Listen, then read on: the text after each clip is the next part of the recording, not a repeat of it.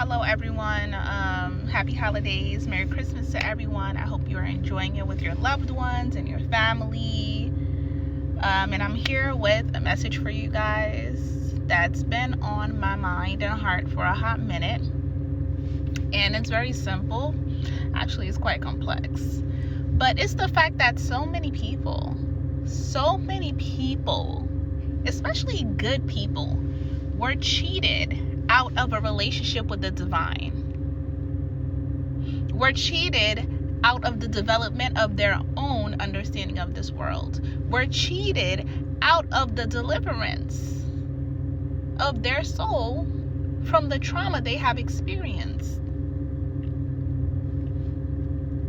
So many people were held stagnant and stuck in a place of trauma because they sought refuge in a place that looked safe but wasn't.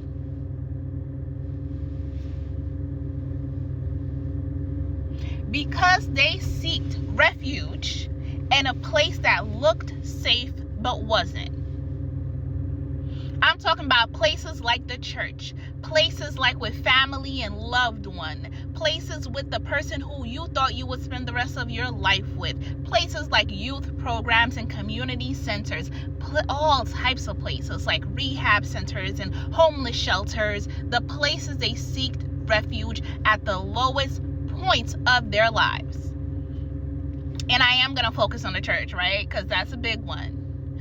I've heard so many stories about people who have decided that they will never step foot in a church again, where their soul is crying out for it, and it's something that they want to experience for the simple fact that they went there at a time where they were vulnerable, and that is when they were taken advantage of in one way or another, or they saw things that completely contradicted what they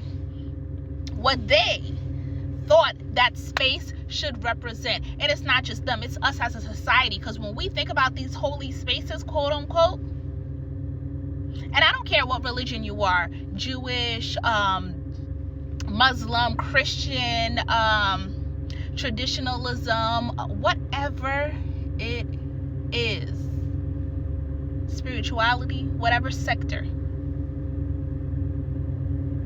whatever it is, occult knowledge.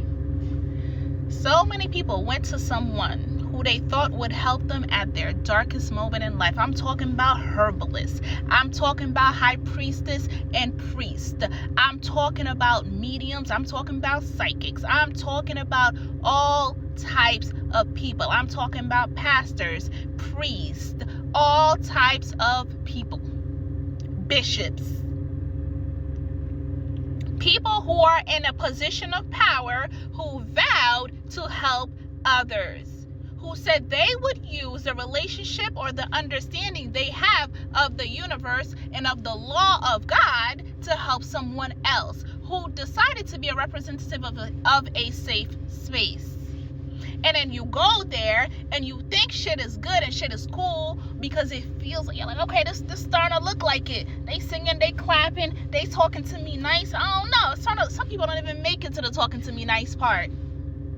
But because they show up in a way that is not associated with goodness, I'm talking about my gangsters. I'm talking about my street workers, my 304s, whatever the fuck you did, my addicts. I don't care what you did.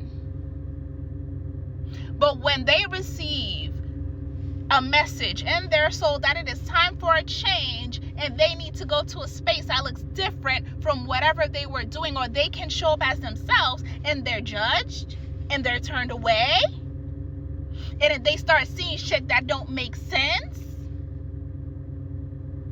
the same one that's on the pulpit that's talking is the same one using his power and influence to manipulate others into having sex with him, to steal from the church and from the community.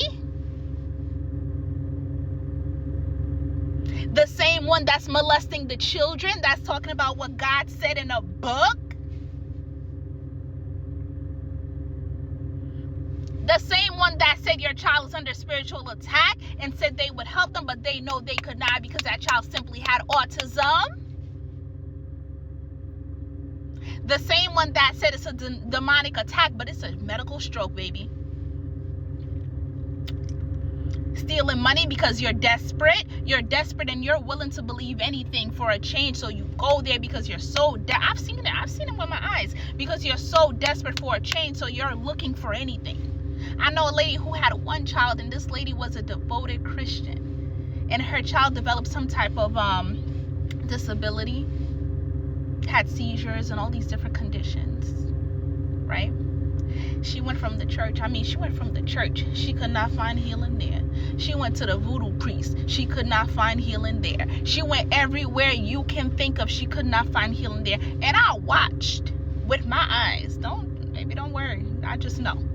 And I've watched that person tell them, when they came and spoke to them about the problem, I watched that person tell them that it's gonna cost them $5,000 for some healing. It was $5,000 or $3,000, whatever.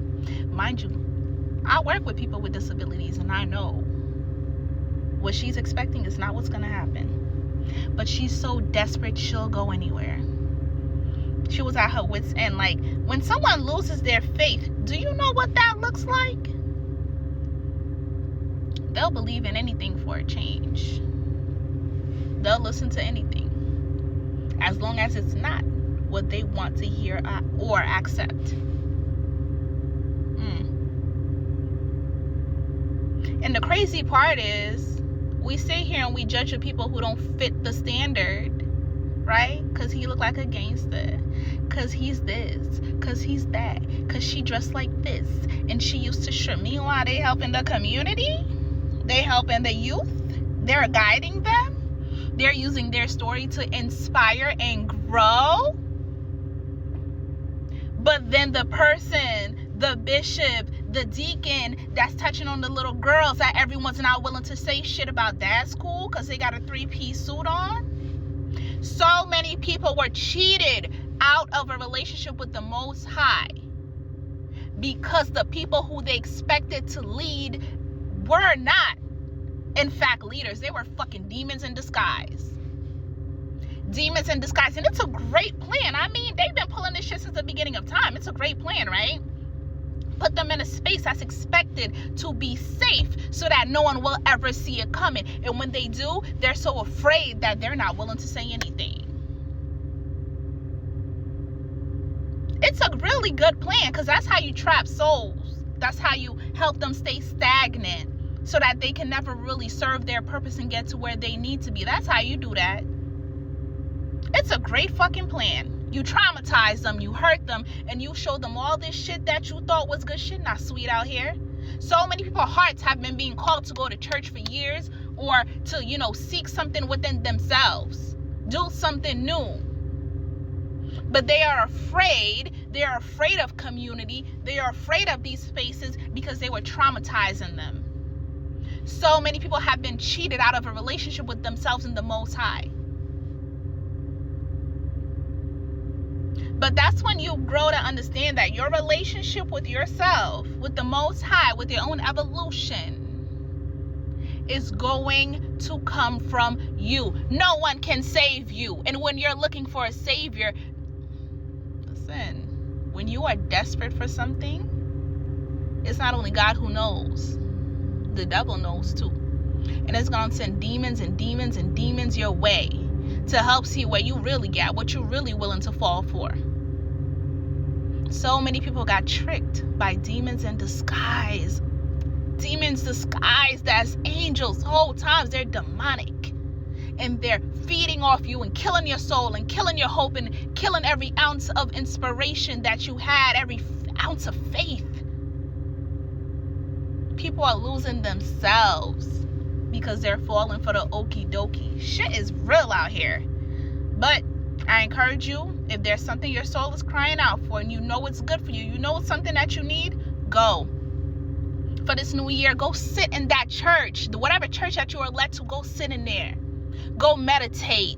Go do whatever you need to do. You need to learn about herbalism. Go. Whatever you need to do, go. Don't let them steal that from you.